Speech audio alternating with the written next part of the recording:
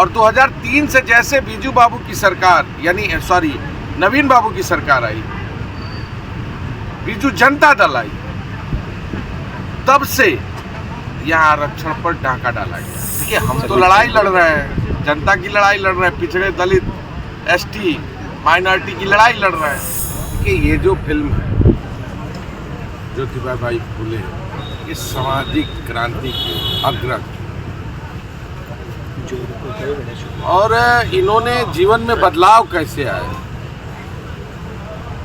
व्यक्ति उन्नति और विकास का रास्ता कैसे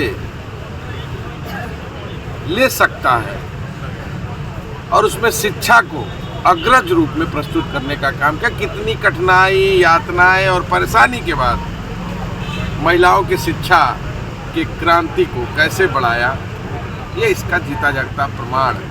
और ये सामाजिक क्रांति का द्योतक इस फिल्म को माना जा रहा है। और निश्चित तौर से इस उड़ीसा सरकार ने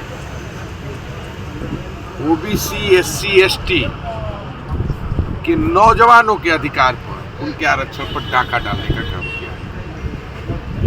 27% रिजर्वेशन को लेकर हम लोग यहाँ कल से धरने पर बैठे हैं, आज से धरने बैठे हैं और अभी रात भर बैठेंगे। कल 24 घंटा पूरा होगा, उसके बाद हम निर्णय लेंगे आगे क्या करना है। सवाल इस बात का है कि जो मंडल कमीशन लागू हुआ और मंडल कमीशन में संवैधानिक अधिकार 27% आरक्षण का हुआ, 2000 वर्ष तक जब तक कांग्रेस की सरकार थी तो मंडल कमीशन इस प्रदेश में लागू था।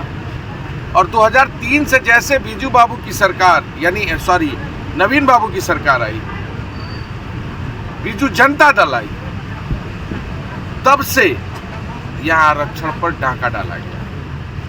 बीजेपी और बीजेडी दोनों ने मिलकर सरकार चलाई यहाँ पर, केंद्र में, राज्य में, डबल इंजन की सरकार रही।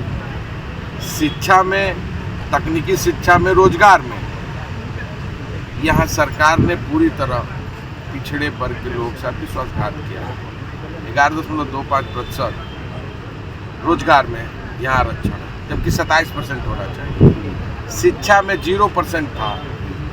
NSUI, यूथ कांग्रेस और हम सब लोग लगातार मुखर रहे, आंदोलन किए, माननीय महामहिम राज्यपाल से मिले। आनंद में सरकार ने 11.25% कैबिनेट में प्रस्ताव लाया, घोषित किया, लेकिन अभी उसको इम्प्लीमेंट नहीं किया है। लेकिन तकनीकी शिक्षा में 0%। और हमने प्रेस के सामने आकर इस बात को अपना विरोध भी दर्ज कराया।